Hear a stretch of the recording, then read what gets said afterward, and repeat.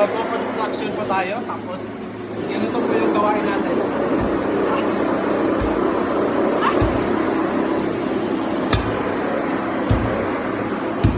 Ganito lang po tayo guys. Dapat sipag lang po tayo araw-araw para may pamilya tayo ng bigas.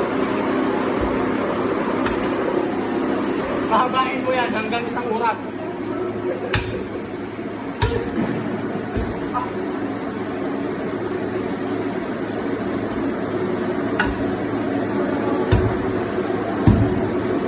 Tabingi kasi ito ginawa niya eh.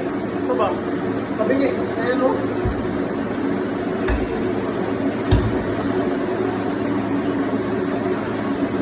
So, nakatapos na pala namin lagyan itong mga bangag-bangag na to sa Bisaya, bangag. Lubog. Nilagyan namin ng lupa guys.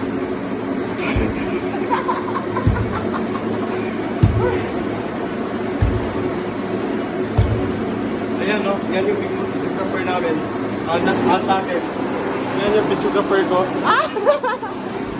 Ayan. Bye!